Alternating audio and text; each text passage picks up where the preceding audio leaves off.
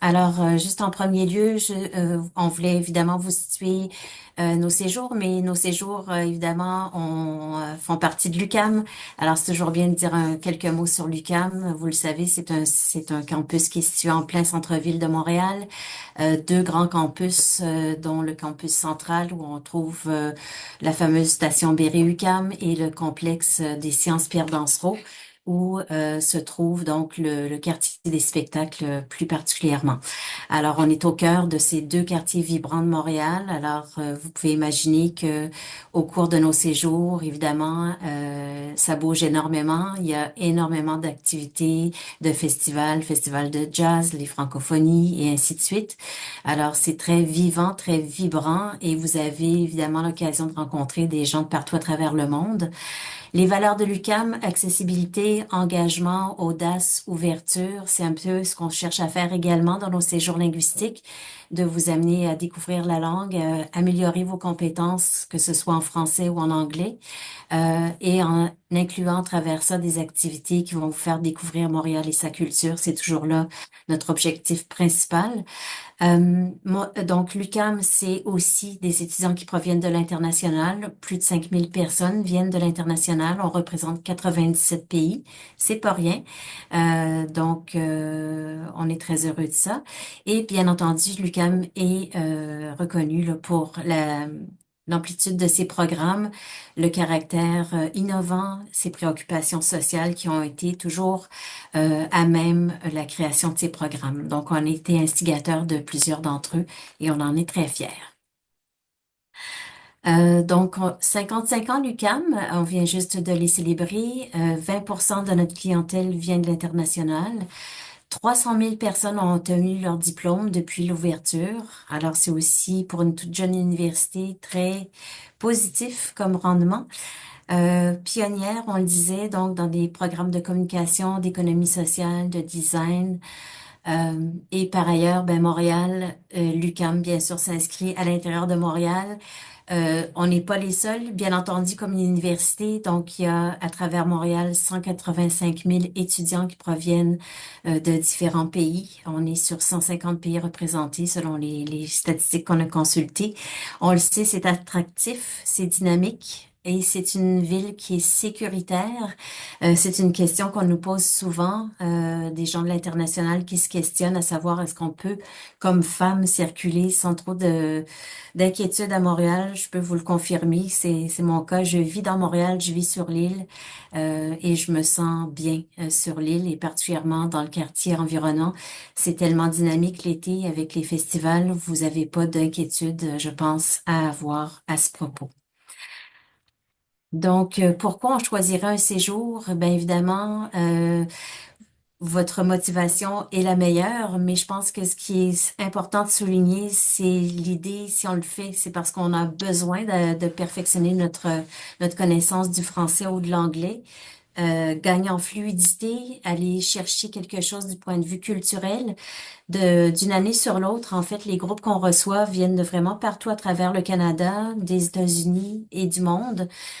Donc, les gens sont contents de se retrouver, de découvrir des gens d'ailleurs et de créer des amitiés pendant leur séjour à Montréal. Donc, que ce soit sur les séjours de 3 semaines, certains choisissent des séjours de 6 semaines également. Donc, font le séjour de juillet, font le séjour d'août et ensemble, donc, créent des amitiés à travers ça. Donc, on est là quand même la plus grande métropole francophone en Amérique et je pense que juste ça, ça vaut le coup de s'intéresser à l'expérience qu'on vous propose. Donc, les images que je vous présente, évidemment, c'est vraiment à proximité. On regarde ici le fameux quartier des spectacles avec le pavillon des sciences qui est tout au fond, qui est très visible à travers Montréal. Parfait.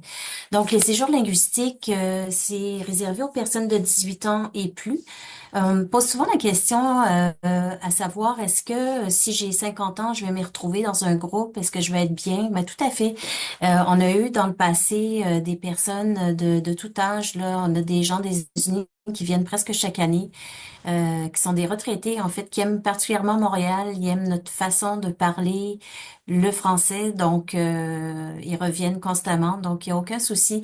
On a des gens vraiment de tous les âges, donc des gens qui sont aux études, le marché du travail, ils prennent 3 semaines parce qu'ils ont envie de prendre ce moment pour apprendre une langue, perfectionner le français ou l'anglais. Soit d'autres sont en visite et profitent donc d'être ici pour visiter de la famille. Certains envisagent de venir y travailler, y vivre ou encore poursuivre des études plus tard.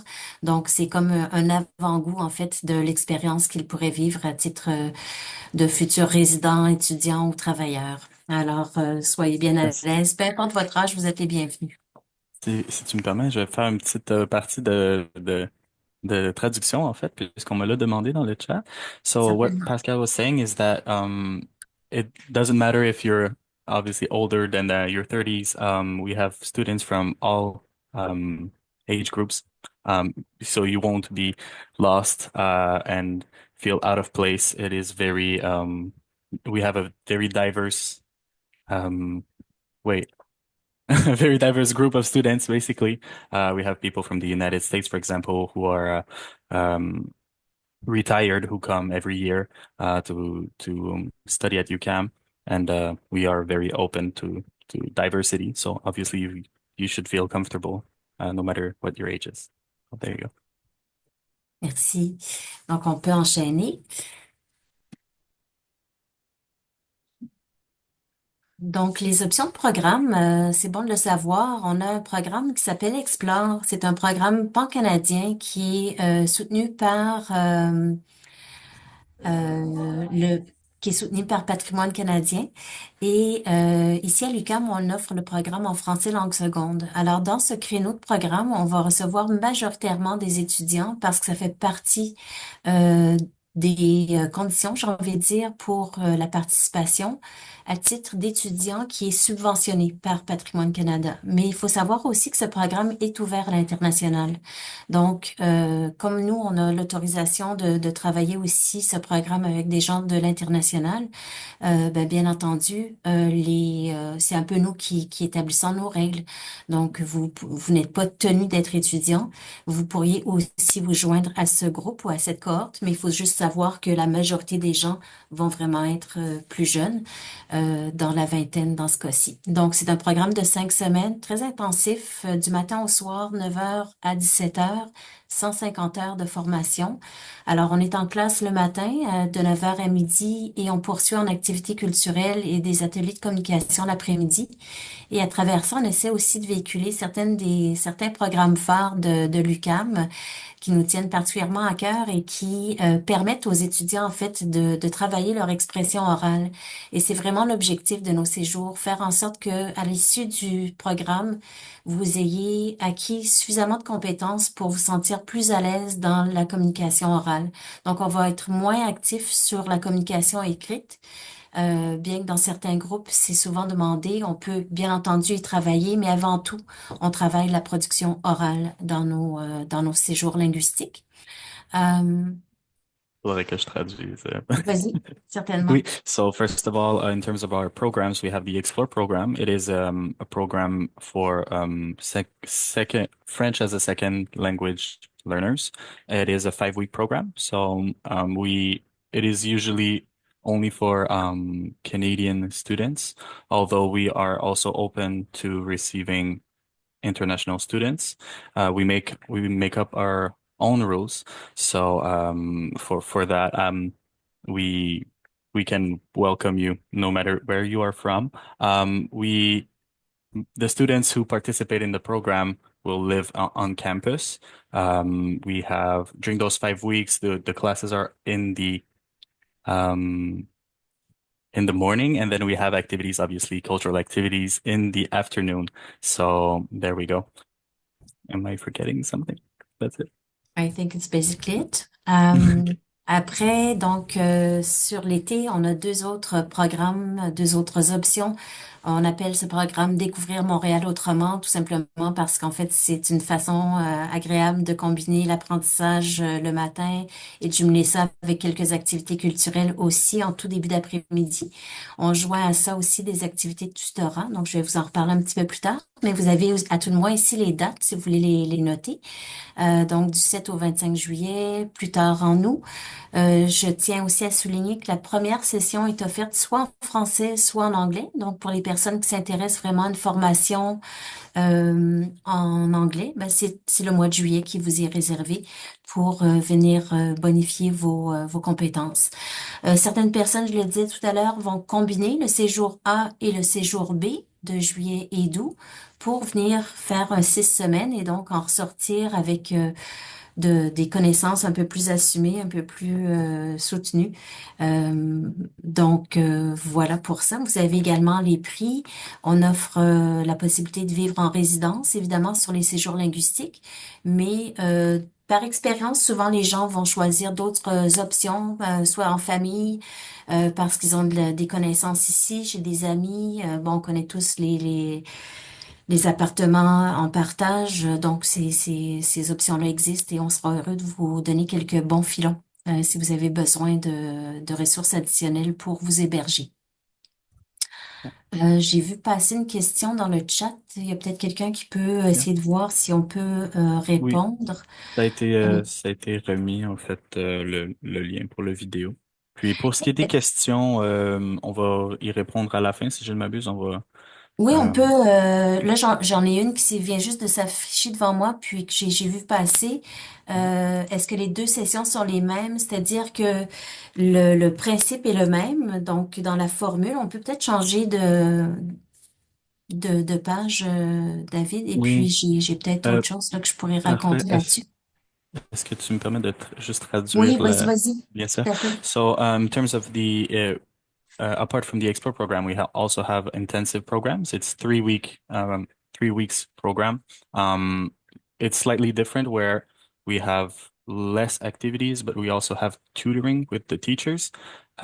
It's usually 3 weeks from July 7th up until July 25th, in French and English, and the second one is from the July 28th up until August 15th. But you can also combine those two, and get the full experience. So you'll get all the different various activities that we have. And yeah, you're not, contrarily to the Explore program, um, you're not obligated to live on campus. You can always live wherever you want. You can rent a hotel if for the whole time for 6 weeks. It might be expensive, but you can always do that if you want. But yes, you're free to live wherever you want. And yes, there we go. Pascal. Parfait. Donc, juste pour répondre à la petite question que j'ai vue passer tout à l'heure, la structure donc des programmes est la même, c'est-à-dire que vous avez effectivement des classes le matin de 9 heures à midi.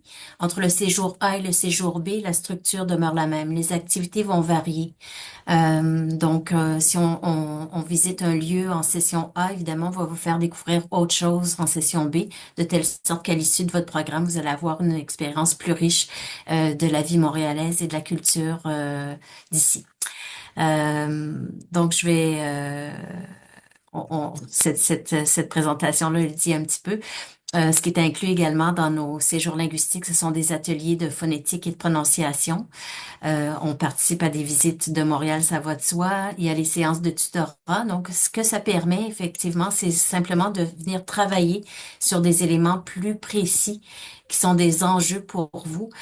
C'est une façon de travailler en sous-groupe ou de façon plus personnalisée avec l'enseignant, de telle sorte que vous allez ressortir donc avec une meilleure compréhension là, de certaines notions sur lesquelles vous avez des enjeux d'apprentissage. So Pascal underlined the fact that the activities for both intensive programs are different. So you won't do the same make do the same activities twice, and that the tutoring sessions were really like private session with the teachers and other students, obviously, so you can really focus on your personal difficulties in terms of what's on the program, what you're learning. So there you go. On peut On continuer. passe à la suite. Excellent. Donc, pour ma part, en fait, je vais prendre un peu le relais donc par rapport à ce qui se trouve sur le campus. Donc, l'UQAM se trouve vraiment au centre-ville de Montréal. Il n'y a pas plus au cœur de la ville. UQAM is in the middle of the city. You can't be more at the heart of Montreal than that. Donc, bon, les résidences universitaires se trouvent sur le campus, c'est-à-dire qu'ils se trouvent à deux coins de rue, en fait, du pavillon DS, qui est le pavillon central. Et puis, on a d'autres résidences qui se trouvent, elles, euh, à côté de Place des Arts, donc le quartier des spectacles. Donc, qui se trouvent vraiment à proximité, tous les deux, d'un métro. C'est super facile de se rendre. Dans un instant, je vais présenter la carte de métro aussi pour être sûr que vous sachiez de quoi je parle. So both dormitories are at proximity of UCAM. So the first one is one street corner away from the main pavilion. So and the second one is close to the science pavilion actually, which is really close from Place des Arts. So the place for those of you who don't know Montreal, it's the place where all the festivals take place and everything. So in both cases, you're really close to a metro station. Pour ce qui est trait à les activités, les choses à voir dans les environs, en fait, on a le musée d'art contemporain, certainement, au centre-ville, encore une fois, la place des arts, la place des festivals, euh, plusieurs festivals qui sont connus internationalement, dont le festival de jazz que je vous invite fortement à aller voir.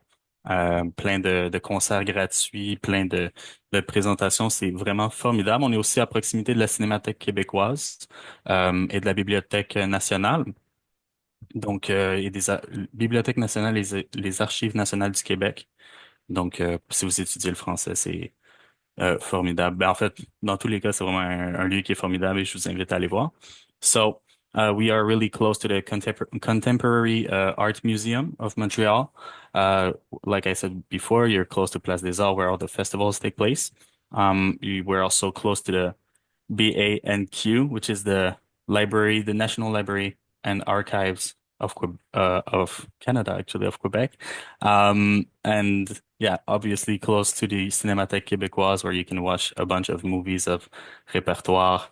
And yeah, it's really close to a bunch of things. You're also close from Saint-Denis, where there are a ton of restaurants with delicious food awaiting you. So there we go.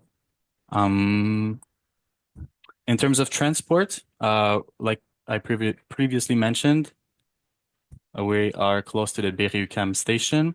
If you allow me, si vous me permettez, je vais montrer la carte de la STM, puisque il s'agit en fait pas bien long, chers amis. Je demande pardon. Ah, oui.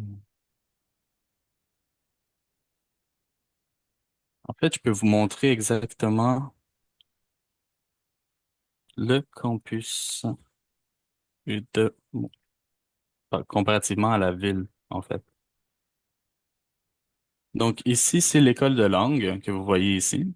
Si je vous prends en fait une vue plus large de l'île de Montréal, vous êtes donc au sud-est de la ville. En fait, c'est vraiment, on dit, le cœur du centre-ville est ici, proche aussi du Vieux-Port de Montréal qui se trouve juste ici.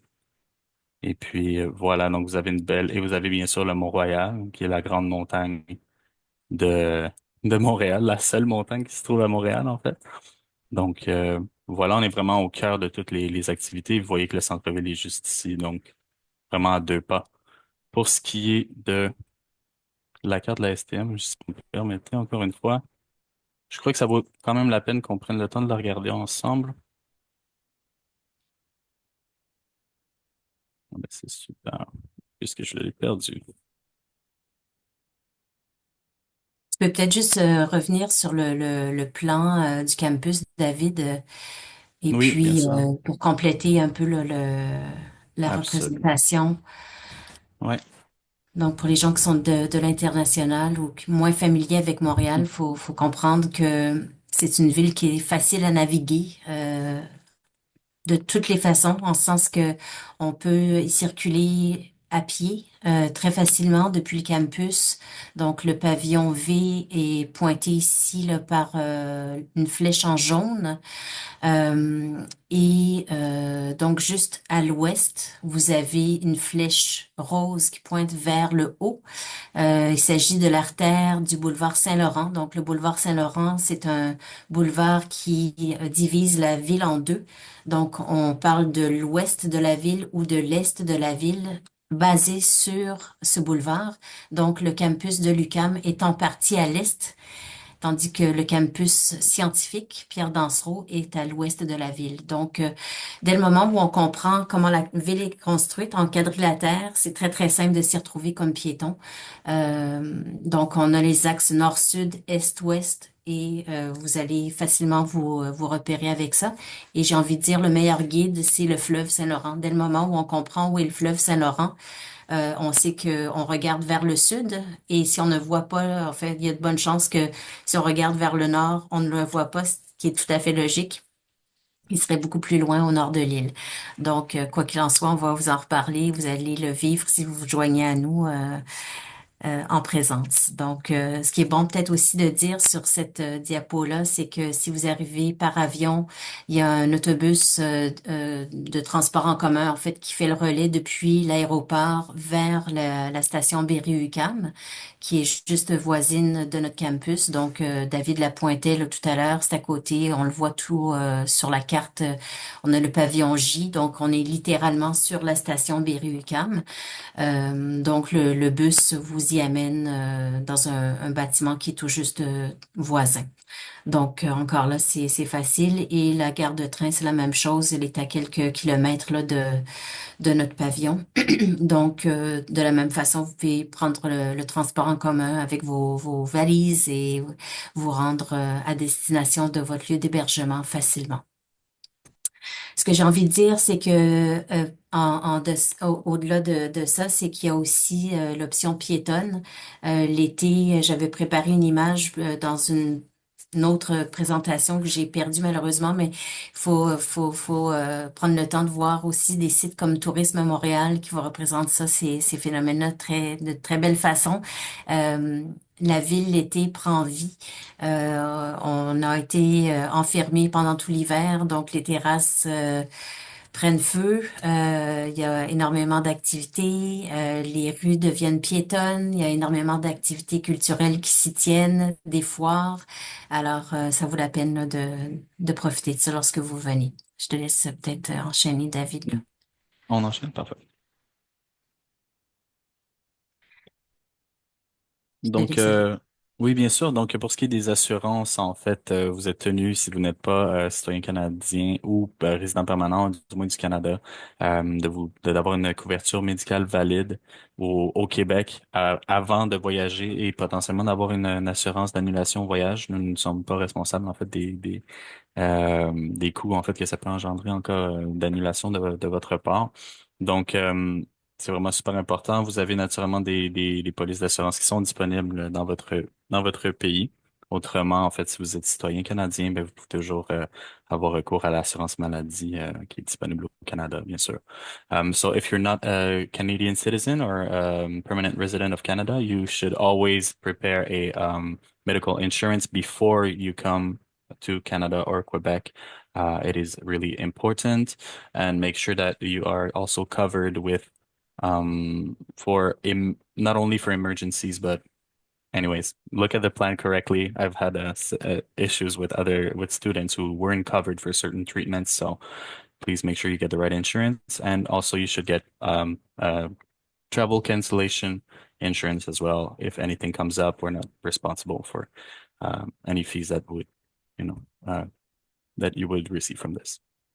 Ce qu'on voulait dire ici sur cette diapositive, c'est que et j'ai vu une question à cet effet-là sur le chat. Donc, il n'y a pas besoin d'un visa particulier là, au sens où notre séjour est un séjour non crédité.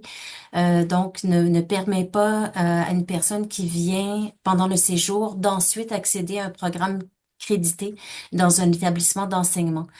Donc, vous n'avez pas les mêmes recherches ou les mêmes étapes à franchir qu'un étudiant qui viendrait dans une session académique. Ceci étant, vous aurez certainement besoin d'une attestation de voyage électronique, ce qu'on appelle une AVE. Et dans la présentation, donc, il y a un hyperlien là, que vous pourrez consulter pour vérifier si votre pays d'origine exige que vous ayez ces documents-là. Et on vous donne donc les bons liens pour que vous puissiez faire vous-même les validations, au même titre que certains pays vont exiger le pays lui-même, donc si vous êtes d'un pays en Afrique ou autre, va exiger un visa pour sortir.